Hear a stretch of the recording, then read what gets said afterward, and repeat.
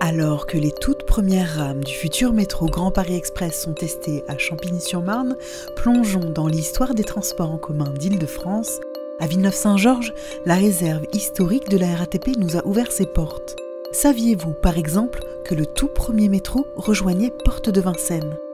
Au sommaire, naissance, anecdotes et évolution du métro parisien, aperçu des différentes générations de bus franciliens ou encore révolution en banlieue avec l'arrivée du RER.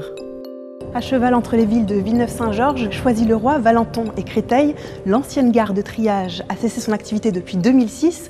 Elle abrite pourtant aujourd'hui une collection étonnante. La RATP nous invite à un véritable saut dans le temps, à la découverte de son patrimoine roulant. Bonjour Éloi. Bonjour et bienvenue dans ce lieu de remisage, de maintenance, mais aussi de valorisation de nos collections historiques. Il appartient à la SNCF. C'est un ancien lieu de tri postal qui abrite aujourd'hui nos collections sur 17 000 m². On a une cinquantaine de pièces, certaines de très grande valeur, d'autres qui ont une valeur essentiellement de témoignage ou d'une époque ou d'une avancée technique.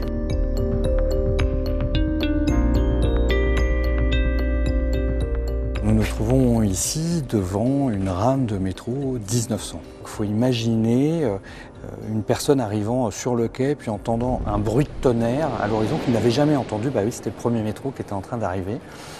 Mais avant d'entendre ce bruit de tonnerre, il avait découvert un éclairage électrique dans les couloirs, dans les salles des billets, les salles de change, qui n'était pas fréquent dans les lieux publics. Il n'était pas violent, mais il était réel, il était là, il était présent et ça a impressionné les gens. Un carrelage blanc biseauté qui était fait pour diffracter la lumière au mieux et qui est aujourd'hui une marque du métro de Paris, mais qui à l'époque était tout nouveau, extrêmement moderne. Et puis il découvre cette rame de métro avec 3 voitures. On a plutôt une caisse de tram qui est posée sur un châssis tout à fait fixe. Néanmoins, à l'époque, c'est tout de suite considéré comme un moyen de transport sûr, rapide, fiable. Entre juillet 1900 et décembre 1900, c'est 19 millions de voyageurs qui vont tout de suite courir dans le métro. Et ça raconte les prémices de l'histoire du métro. Je vous propose qu'on monte à bord.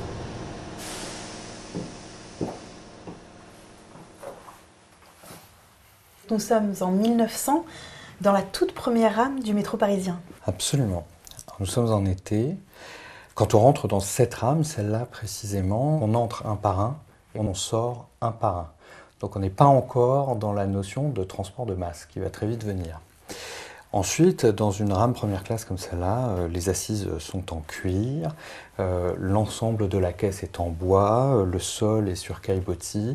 On a un soin vraiment porté au décor en règle générale qui est extrêmement raffiné. Et puis vous voyez l'accastillage surmonté par des filets, bien trop petits pour poser ses bagages. Ils sont faits pour poser son chapeau, son haut de forme en règle générale, qu'on retire pour rentrer dans le métro parce que la porte est trop basse, mais parce que cela se fait, c'est les convenances de l'époque, et puis qu'on récupère juste avant de partir. Entre 1900 et 1908, les ingénieurs cherchent à écrire et à stabiliser le vrai modèle de métro. C'est celui-là, le Sprague Thomson. De plus en plus de voyageurs veulent avoir leur ligne, leur station. C'est un réel besoin qui n'a de cesse que de croître en intensité, en demande. Et donc, on rajoute des voitures. Donc, on a besoin de plus de puissance. On a besoin de moteurs capables de tracter. Or, il se trouve qu'à l'époque, c'est une anecdote malheureuse et très connue, le courant va passer de la première motrice à la seconde motrice, parce que quand on a 5 voitures, il faut 2 motrices, par un gros câble de courant qui fait passer du 650 volts. Ce gros câble est quasi au contact de la caisse en bois. Un jour, faux contact dans un des moteurs, un incendie se déclenche. On essaye d'évacuer les voyageurs, la CMP essaye d'évacuer les voyageurs par le tunnel, mais l'incendie est tel que les gaz et les fumées vont faire 84 morts à la station Couronne en 1903. Mais pour la RATP, c'est vraiment l'accident dramatique et fondateur d'une culture de la sécurité ferroviaire. Alors les ingénieurs vont créer de nouveaux matériels. On va d'abord tout de suite isoler la caisse moteur, on va l'enfermer dans une enceinte métallique qui ne peut plus prendre feu. Et puis en 1908, on a un nouveau système de traction, le Sprague Thomson, un moteur beaucoup plus puissant, 175 chevaux, et puis aussi un courant faible qui synchronise les motrices. Et puis bien sûr des bogies, c'est-à-dire qu'enfin les bogies peuvent tourner, la caisse elle reste relativement droite heureusement, mais les bogies peuvent tourner, donc les passages en courbe sont plus rapides, c'est plus confortable, la vitesse commerciale est également accrue. C'est le premier métro moderne, à tel point que bien sûr il va être régulièrement modernisé, mais sur des détails, la structure est là, 1908, le dernier Sprague va tourner sur la ligne 9 en 1983, puis ils ne vont pas disparaître, ils vont devenir des trains de travaux dont le dernier a circulé la nuit sur nos lignes en 2012. Très belle longévité. À l'après-guerre, tous les modes de transport en commun sont regroupés pour donner naissance à la régie autonome des transports publics, la RATP. L'occasion de renouveler entièrement le matériel roulant, pneus, automatisation et autres innovations voient le jour à l'entrée du XXe siècle, à quelques mètres au-dessus des galeries souterraines d'un métropolitain encore en construction, une autre révolution s'opère à ciel ouvert dans les rues franciliennes.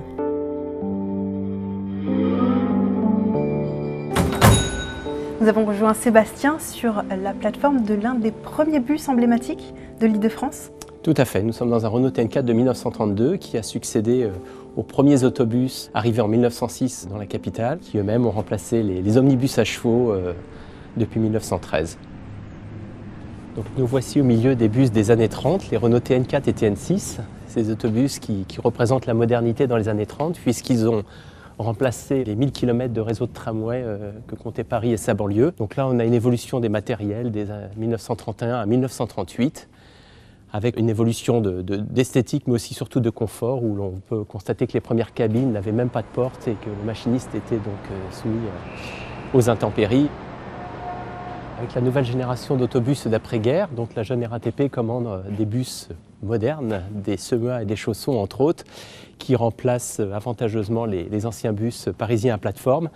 Et donc le receveur, l'agent qui vendait les titres de transport et le machiniste sont enfin dans l'espace voyageur. Ces véhicules donc vont rouler une quinzaine d'années et au début des années 60, la RATP va demander aux constructeurs de standardiser le matériel pour des raisons économiques et surtout logistiques. Donc il y a deux grands constructeurs qui vont répondre à cet appel d'offres, la Saviem et Berlier. Donc nous voici avec une nouvelle génération de matériel. En 1985, le Archibus, qui est le prototype du bus R312, qui va prendre la succession du bus SC10. Donc on retrouve les fondamentaux du bus que l'on connaît aujourd'hui, c'est-à-dire un bus à plancher plat, pour une meilleure accessibilité à toute personne à mobilité réduite, moteur à l'arrière avec de grands accès et de grandes surfaces vitrées pour un voyage plus confortable. Dès 1999, ces véhicules ont été déclinés en énergie propre, qui était le GPL pour le constructeur Oliez et le GNV, gaz, prémisse de la nouvelle génération d'autobus électriques. Pour la suite, on va retrouver Claire sur la partie RER. Alors Claire, où on se trouve ici? Alors ici, nous sommes dans une motrice Z de la ligne de Sceaux.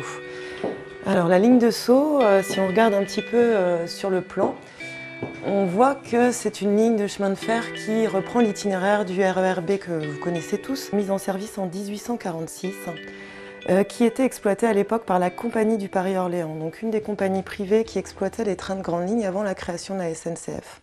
L'exploitant du réseau métropolitain, en 1937, récupère l'exploitation de cette ligne. C'est l'occasion de mettre en service les tout premiers matériels à traction électrique. Et donc la CMP, comme vous pouvez le constater, elle a particulièrement soigné l'aménagement intérieur de cette motrice. On est dans les années 30, donc on a vraiment, vous voyez, ce lustre de style art déco qui est vraiment remarquable. On retrouve la marque de fabrique de la CMP avec ses liserés qu'on avait également dans le matériel Sprague. Et on retrouve également le logo de la CMP. On a une correspondance avec le réseau métropolitain à la station d'Enfer-Rochereau. En 1949, la RATP récupère l'exploitation de cette ligne. Et en 1977, la ligne de Sceaux va devenir le RER B au moment où elle est prolongée à Châtelet-Les-Halles. Elle rejoint à cet endroit-là le RER A, et là on a la véritable création d'un réseau express régional. Alors aujourd'hui, la RATP exploite une partie des lignes A et B du RER qui sont héritières de cette ligne de Sceaux. La modernisation de ces deux lignes est une des priorités de la RATP et cela passe par le renouvellement du matériel roulant, des voies et du ballast et le développement de nouveaux services pour le confort des voyageurs.